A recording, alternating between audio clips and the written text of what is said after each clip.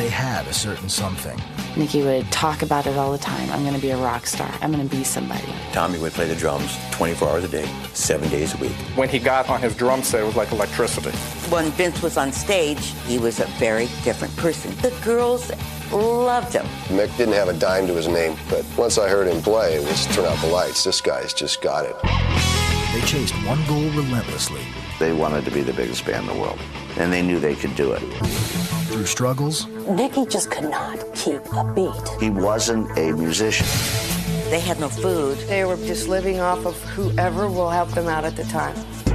and setbacks. Bob Krasnow said Elektra is not really interested in selling music to people who live in the gutter. They were just a joke. Some people are just driven. 4 rebellious rockers' defiant pursuit of superstardom.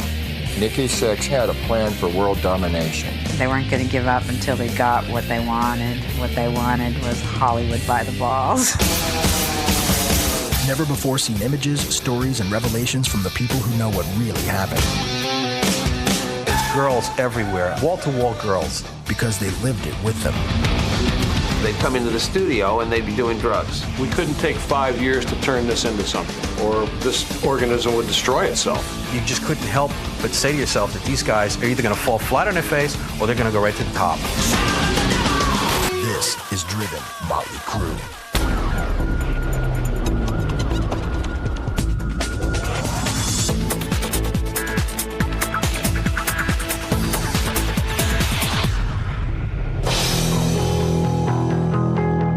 Frank Ferrano was born December 11th, 1958. We call him Nicky now. As a kid, we called him Frank, among other things. When Frank was born, his mother was 17. She was beautiful. She was striking, and she was very charming. She really tried to do the right things, but as fate would have it, every time she turned around, she made a mistake with this, or made a mistake with that, or a misjudgment on people. When Frank's father and mother split the sheets with each other, it caused so much hard feelings between them that Frank suffered for it. My mom was dealing with quite a bit. We had hard times. It was the sole income. She didn't have anybody else to take care of us. And she was also very wild. She liked to party. One time, his mother had took off and went with a truck driver, and she had left him with some woman in Sparks, Nevada. She called his grandmother and I. We picked him up and brought him home with us. When his mom would leave him, he'd never talk about it, except Mom had to go someplace.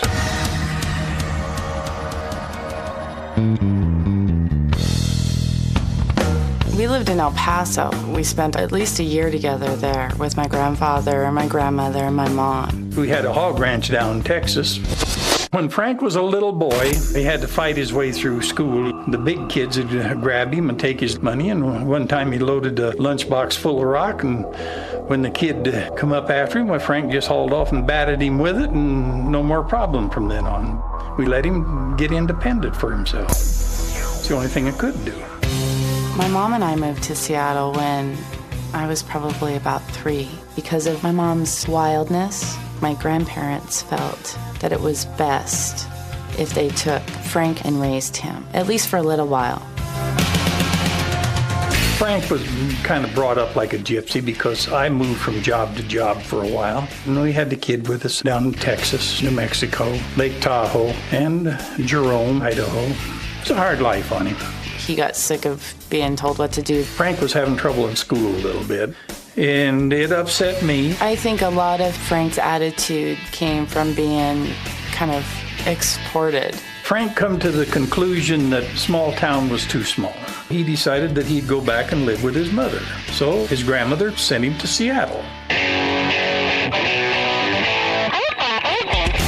Frank came to Roosevelt High School in 10th grade. When I first met him, he was hitting on my girlfriend. He was a Peter Frampton lookalike. He had a long shag haircut. He was really hot. He had like the sandy brown skin and he was real tan, and he had these eyes that were just captivating. He looked like a rocker kind of guy. It was fairly obvious that we were the rock and rollers, and I think he really clicked on that. We had long hair and we dressed pretty flashy. We were really into a lot of glamour rock. Alice Cooper, David Bowie. We were the loudest, hardest rocking band in high school.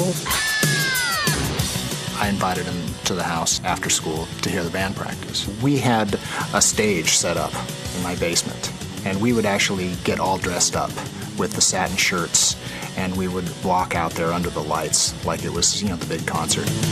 As soon as he saw us play, light bulbs went off in his head. Frank didn't play a note, but he really had the drive. He bugged Rick, show me how to play. I started teaching him some things. Somehow or another, I gave him the impression that if he could just get a bass, he could be in the band. One day, Frank walks in a music store down in the University District with an empty guitar case. And asked for an application.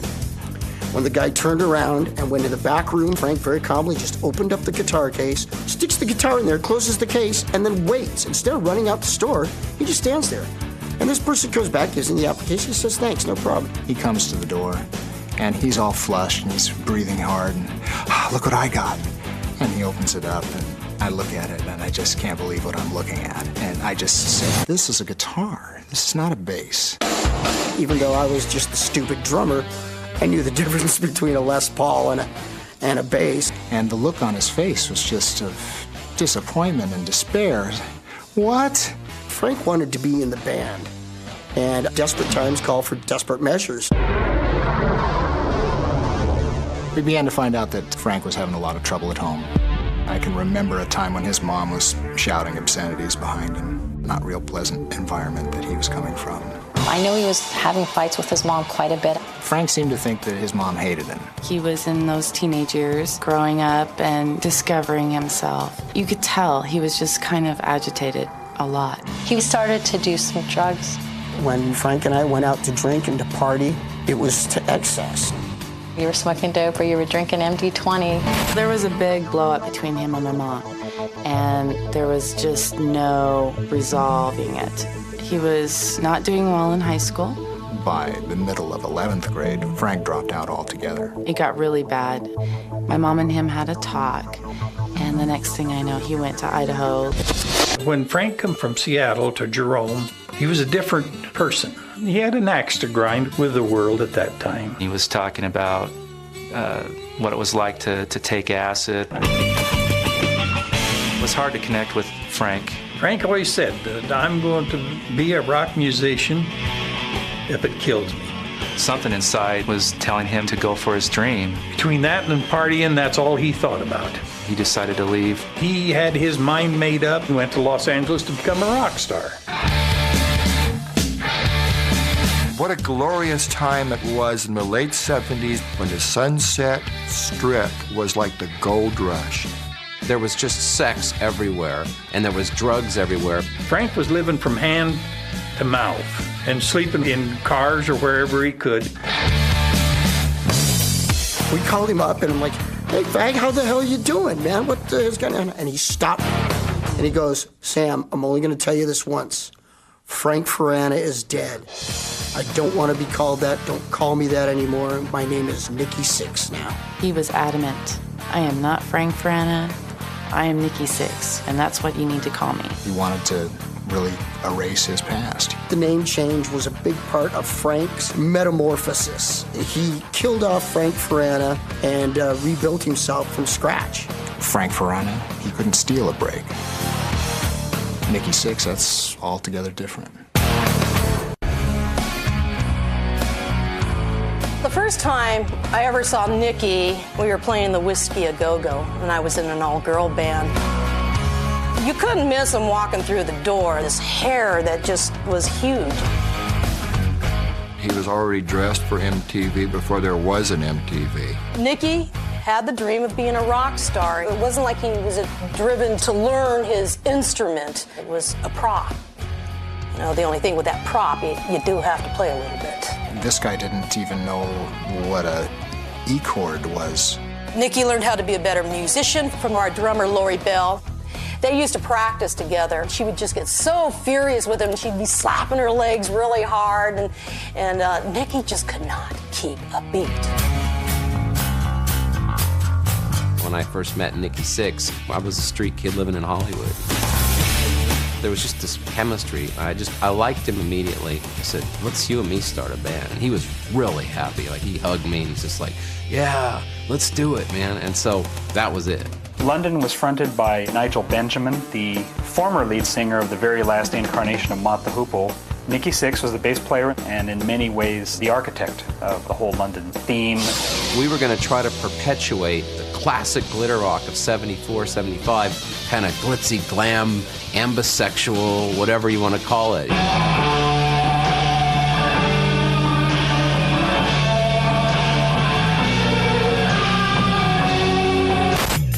The whole scene in Hollywood at that exact moment was almost permeated with punk rock.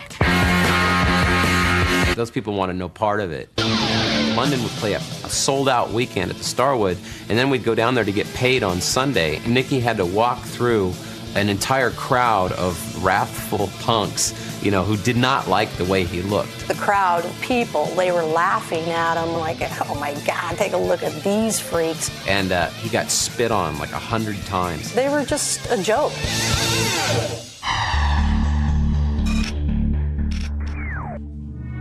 We'd play shows, and Nigel would come backstage and go, that guy sucks, he can't play, I want him out of the band. Nikki was not a strong musician. Nikki was all over the place. There was just a lot of turmoil within that group. Nigel had an extremely huge ego. He goes, it's Nikki or me. And I said, no way, Nikki's not going anywhere. Nigel Benjamin quit the band. The magic was gone. Nikki said, I want something bigger, I want to shock people. I want to get out there and I want to be known. One day I'm sitting with Nikki, we're out in my car, and Nikki started crying. And I go, what's the matter? And he goes, this makes me sad to think about it. He was, hold on a second. He started crying because he was quitting the band, and I didn't know that, you know.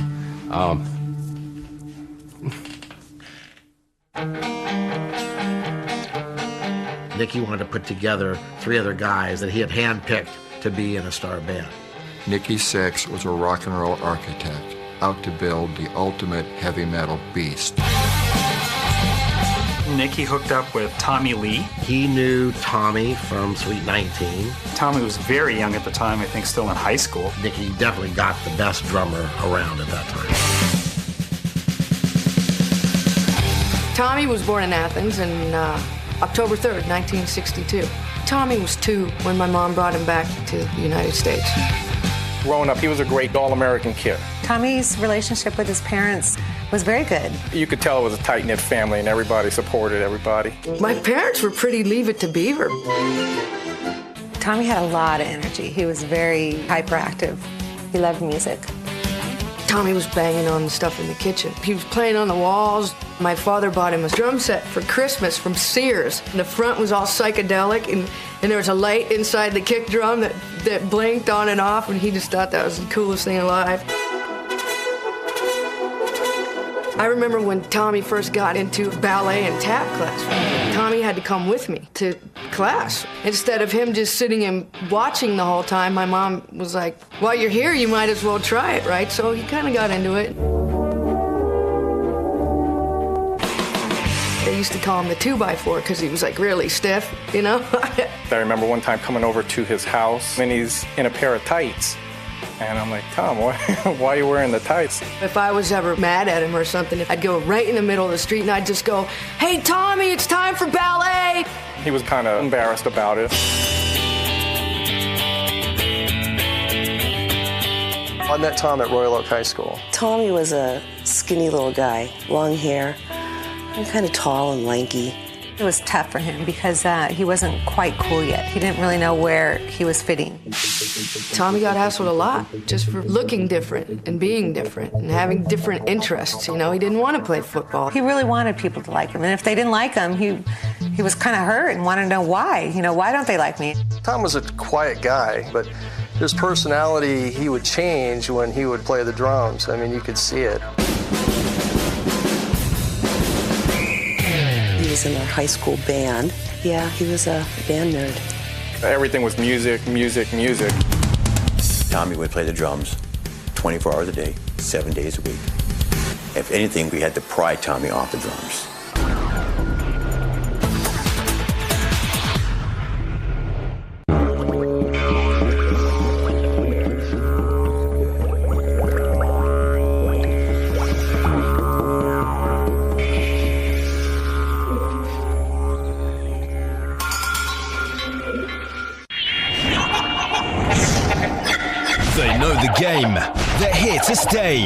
They are the artists you know and love. Check out the newest videos and classic hits from your favourite stars. VH1 brings you songs from the past and right up to the present. It's big news. It's the perfect story. Then and Now, daily on VH1.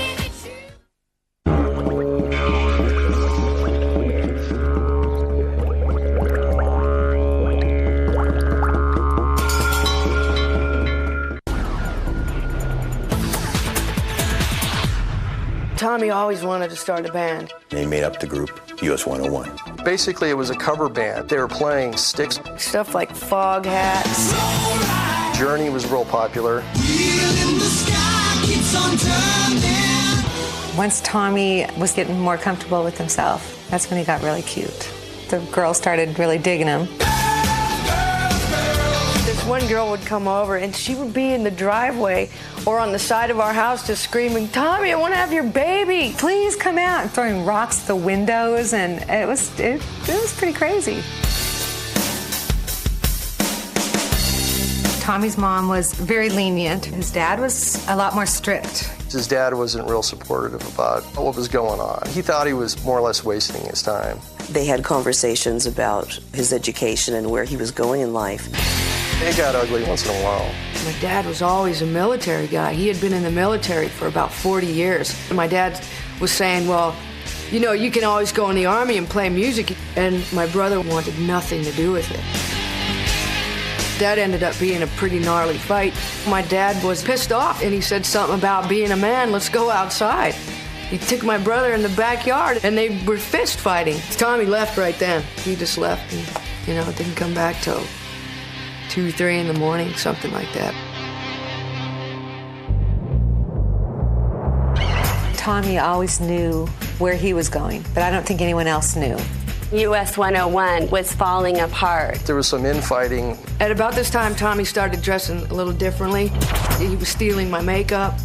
He was taking my earrings. He was taking my shirts. He was starting to play in a band called Sweet 19, starting to play some of the Hollywood clubs, starting to get into the stuff that he really wanted to do. We had heard through the grapevine that Tommy had got together with Nikki, the guy from London. Him and Tommy clicked immediately. He got the call to play with Nikki. He left high school, he left the house, then he moved to Hollywood. There's nothing you can do to stop him at that point. I remember just flipping out because all of a sudden he was just gone. Nikki had a vision of this band. It was his concerted effort to put the ultimate rock band together. He had found an amazing drummer. The problem was just trying to find a great guitarist. His real name was Robert Anthony Deal. He grew up in Garden Grove, California. He didn't like the initials RAD, R-A-D. He was always coming up with another name every week to be called instead of being called Bob Deal. When he hit Mick Mars, you know, it just kind of came out and it stuck. We had a band called White Horse back in the mid-'70s. Mick was a guitar player that followed our band around, and he was just dying to get in our group. We were playing Deep Purple, Led Zeppelin. Mick would come around to where we would play, and he would just stand there and look at us. He was introverted and shy. Mick had 2 children by his first wife. He had to make money so he could support the kids. He didn't have a dime to his name. His amp was blown up, his guitar had a broken neck, and the guy had 1 set of clothes. But it didn't matter. I was immediately blown away by the way he played. Let's turn out the lights. This guy's just got it.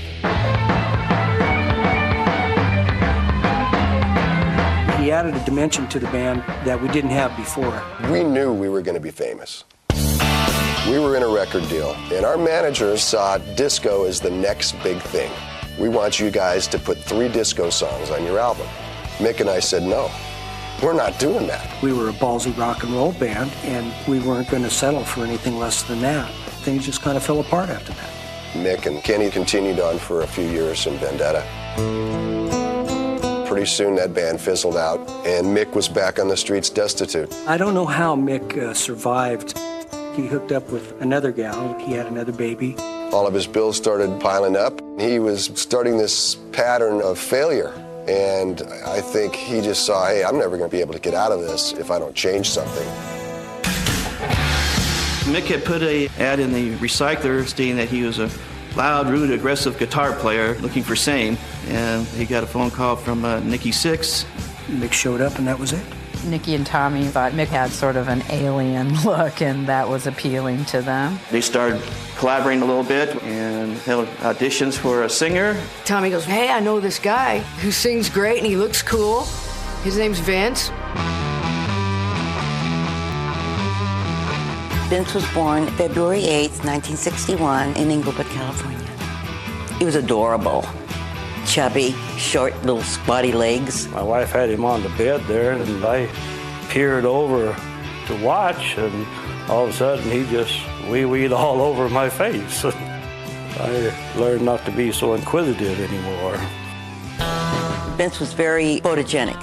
One day they had this milk truck come around, and they saw him, they wanted to take his picture. I put little Buster Brown short pants on him and high-top shoes. And they took his picture, and he made the calendar. He would be kind of shy in front of the immediate family. But when you put him by himself in front of more people, then he was another person. Vince and his sister both took dancing lessons. They took tap, they took ballet, and he loved to dress up. He wore the little tights. Then as he got a little older, they wanted to take ice skating lessons. We entered this competition. I was amazed of the jumps and twirls and stuff that he was doing. He was the best figure skater. He was number one. Vince must have been probably 12 or 13 when we moved to Glendora. When I first worked with Vince in 8th grade, he was very raw talent. Vince wanted to be part of the popular group of kids that played the instruments with the choir. He loved music. He wanted to be a guitar player, but we already had some guitar players. Vince was doing the singing primarily. We did some stuff from the rock opera Tommy. It was really a great way to get attention and a great way to be liked. Vince loved the attention the girls gave him. Girls made him feel good, so Vince's direction was, gee, I need more of this. I met Vince at Charter Oak High School. I was a big Van Halen fan at the time. I was looking to put something like that together. Vince had the longest hair in the school. He kind of looked like a rock star already. I thought he looked a little like Dave Roth. I asked Vince if he'd sang, and he said he had sang in a band. He got into this band called Rock Candy. We got together at a friend's house to play together. Vince was real timid and the voice was weak. We sang Hot Legs by Rod Stewart.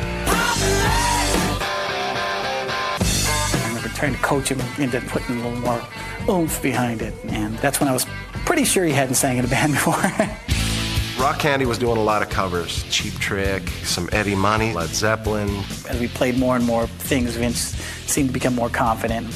His voice became stronger and bigger. When Vince was on stage, he was a very different person. He would just lose himself. He had so much charisma that he could really get an audience going. The girls loved him. I couldn't believe this was my boy.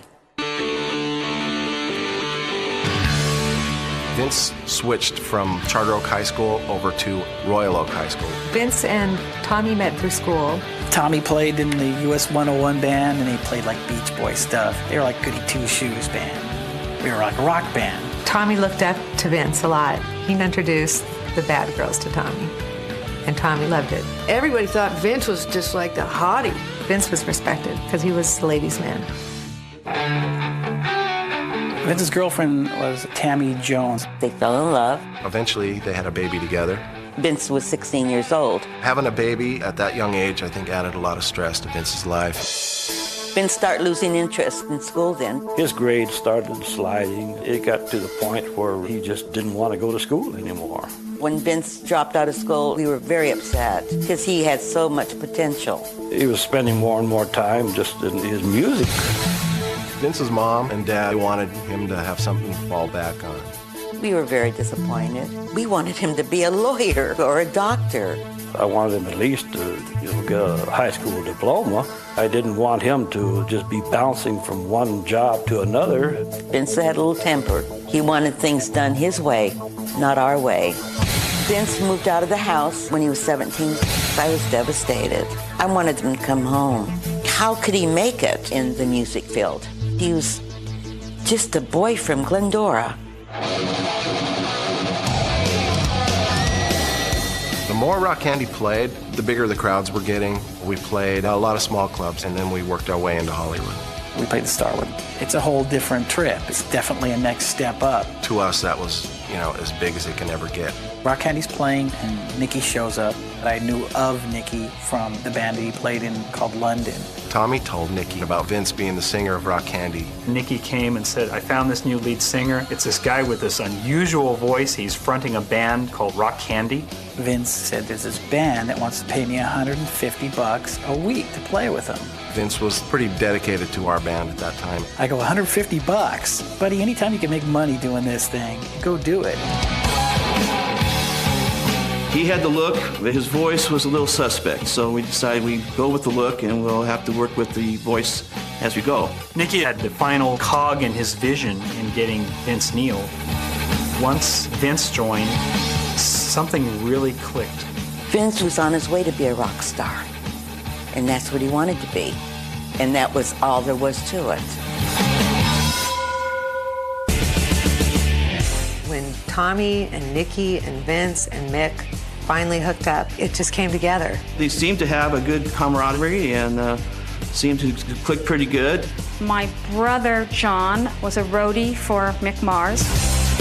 And John gave us a call saying that Mick had just gotten together with a new group and we should come down and see them. My husband wanted to get involved in the music business.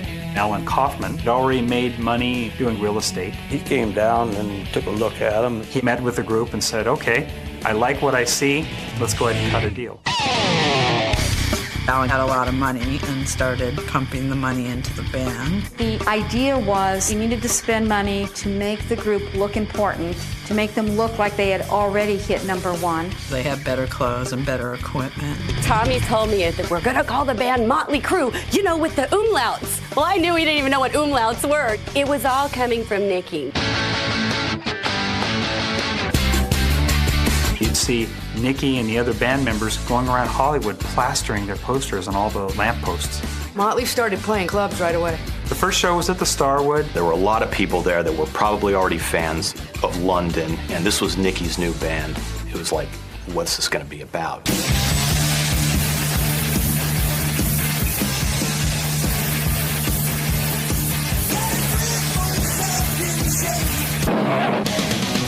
When Motley Crue hit the stage, it was chaos. It was big, and it was loud, and it was aggressive. I just flipped out. That was their first show, and just people went nuts. I was all proud, I was all, yeah, that's my brother. Things were a little rusty, but you could tell the sound was there, the look was there, the energy was there. It wasn't like, oh my God, this is going to go straight to the moon. They really were gelling. They were determined. There was something so outstandingly different with Motley Crue. You just couldn't help but say to yourself that these guys are either going to fall flat on their face or they're going to go right to the top. In early 1981 in LA, the new wave was probably the biggest scene going on. It was mostly either dance music or punk rock music. Bands like X and Motels. There was a lot of the Knack and the Cars. There was like a punk, skinny-tied, short-haired reality. Motley's music was different. Motley Crue just represented kind of the underdog because there wasn't a lot of metal. They started playing around, and at first people were like, Motley, what? What is it? The Crue's whole look was something that nobody in LA was doing. It was kind of girly, kind of freaky. When I saw the way they dressed, I was startled. Vince had makeup on better than I could ever put it on. People were saying that he looked like a transvestite. A lot of guys might have felt threatened by that. Nikki didn't want to take no from nobody. If anybody gave any boy, he'd retaliate right back. Nikki was fighting with some punk rockers out in front of the whiskey and got beat up kind of badly. Had a really gnarly black eye. But he thought that was cool. Motley Crue were definitely the street tough kids. We arranged for an apartment for them. Mr. Kaufman put him up in a sleazy apartment, and it was awful. Motley Crue lived on Clark Street, just a half a block above the whiskey. Tommy called me up. Oh, you gotta see, we got our first apartment, you know. So I said, well, all right, what number is it? He goes, don't worry, you'll find it. The door was like coming off the hinges. Well, there was a mountain of beer cans outside. There was one plant in the corner, it was dead. It was pretty destroyed. The apartment wasn't done. Every time they did a show, there was an after party. They'd announce on stage, hey, everybody, there's a party at the house tonight. Come on up the street. Next thing you know, half of LA is showing up. People just drinking. There was girls everywhere, wall-to-wall girls.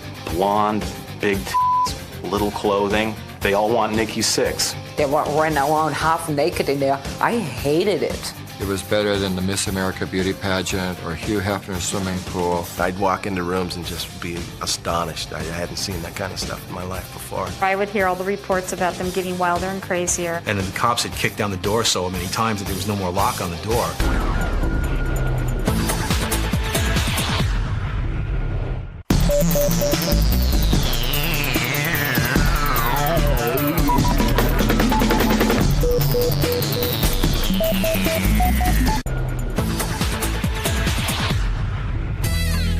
The only way that Alan and I had to control what the guys did at all was through money. Basically, the group was put on an allowance. If you want money, you have to conduct yourself in a certain way. He gave them $20 each a week to live on. They already needed $2 a week for hairspray.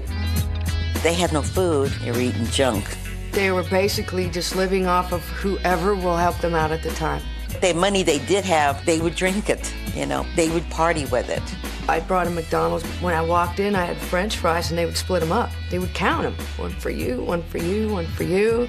And I'm going, this is really sad. Do you guys want some bologna or something? They did everything together except Mick. Mick was older. He'd been doing this for a long time. The guys used to rag on him for being the old man, but he had been there, done that so many times in the LA club scene, he wanted to get out of it. He never had that teenage angst thing. It was always Tommy and Nikki and Vince, the terrible threesome. They hung out at the Rainbow until 2 o'clock every night. One time they were doing lines of Coke on the table, and there were girls underneath the table, and I'm not going to venture to what they were doing exactly. They released the Too Fast for Love record on Leather Records, which was their own record company. We self-produced the first album under Kaufman and Kaufman Productions. What they had recorded at the time was really raw. It was just straightforward rock and roll. Over the next year, the plan was to have them play as much as possible. There was apparently some sort of demand for these freaks. They were a complete joke to Hollywood. But you had another population from the suburbs, and they are the ones that actually supported Motley Crue. They sold out a weekend, the whiskey, and there was a line going up the street.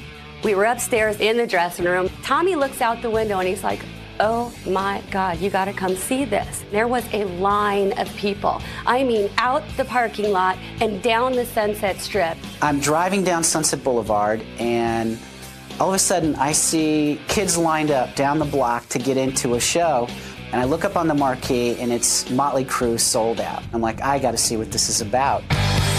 For an hour and 20 minutes, the crowd just went berserk. And I decided from that moment, if everybody in this room would go this crazy for this band, this group is huge. I went to the next show and I met them and offered them a deal. The new management team at Elektra had their own way of doing things and their own vision for the group. Alan Kaufman was definitely not a record company guy and didn't have a clue on how the record industry worked. They should have been playing in bigger places. They weren't getting the big bucks that they were hoping to get. Motley Crue felt that Alan couldn't take them to the next level. Motley Crue dropped us. We spent a great deal of money on them and ended up with nothing. Kaufman and Kaufman were entry-level managers. They did the best they could, but Nikki had bigger ideas.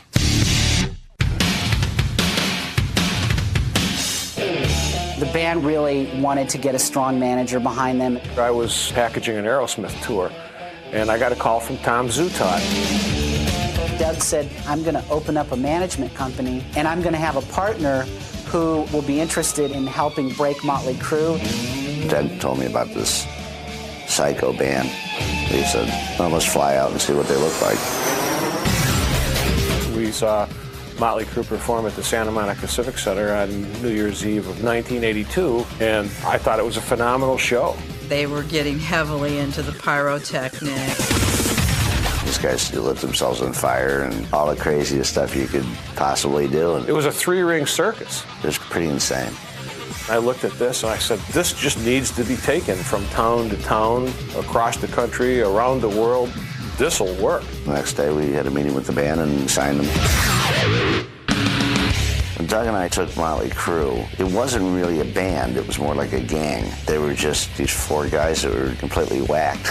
We felt we had to have a plan that would have almost immediate results. The alcohol and substance abuse was such that we couldn't take 5 years to turn this into something, or this organism would destroy itself.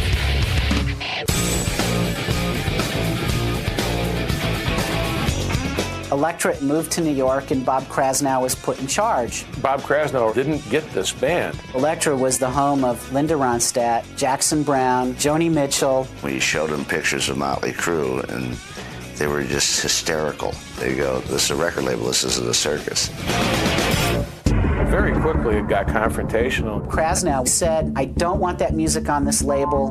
Elektra is going to be a label for real artistes. I'm not really interested in selling music to people who live in the gutter.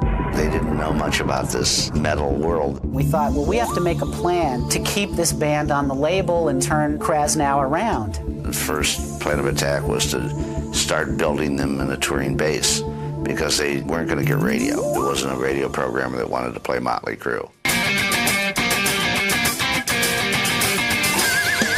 This guy from Apple Computers decides that he wants to throw the California Woodstock called the US Festival. It was a 3-day festival out in the middle of nowhere. We had to pull strings and favors and everything else to get on it. And they had a great lineup: Quiet Riot, Triumph, Judas Priest, Scorpions, Ozzy, and the headliners were Van Halen. I don't think I've ever seen that many people in my life. You heard numbers of any place from 250 to 300,000. Quiet Riot started the show off, and Motley came on second. They were all just flipping out, just scared to death.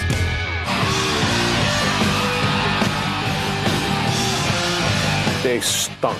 They were an embarrassment. They played horrible. People are missing background vocal cues. I could see their nervousness. They just went up there and raced through a set. You could hardly tell what song they were playing.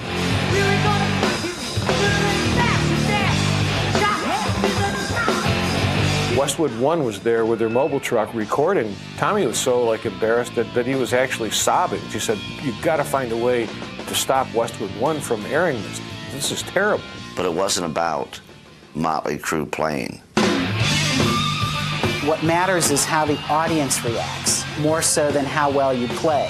When Motley Crue came on, the kids were just nuts. They went in there as a band that played clubs and came out of there knowing that 200,000 people went totally berserk for them.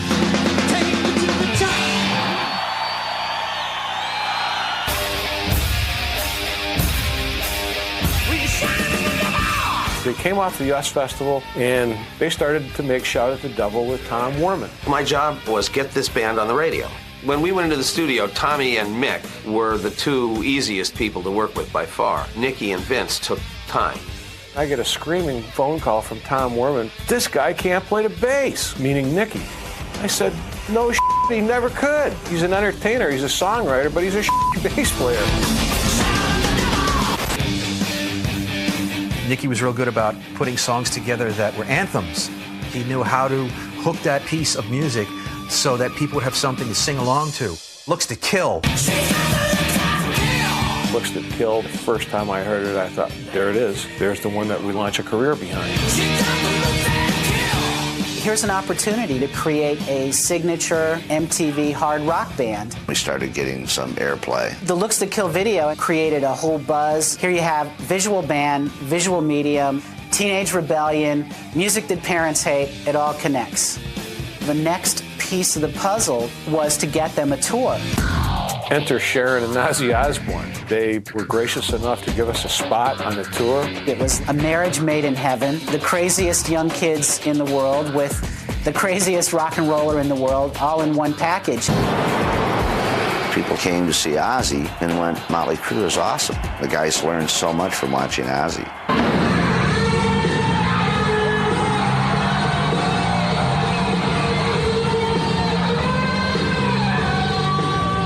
They grew as a band. They knew how to hold audiences. People would throw their fists in the air and chant. They brought you in and said, you are ours. We are together. We are one. They had almost a cult-like feel. The tour with Ozzy was the one that sealed Motley Crue's destiny. I received a phone call from Tom Zutaut, and he said, dude, we have a hit. Shout at the Devil had just taken on a life of its own. Shout at the Devil exploded and went platinum while we were on the tour with Ozzy. Now the record company gets amnesia. They don't remember ever not liking Motley Crue. So now we got Krasnow with a Motley Crue headband on. When I saw the way the fans were reacting, I just went, oh man, they're gone. They're going to go all the way. And they did.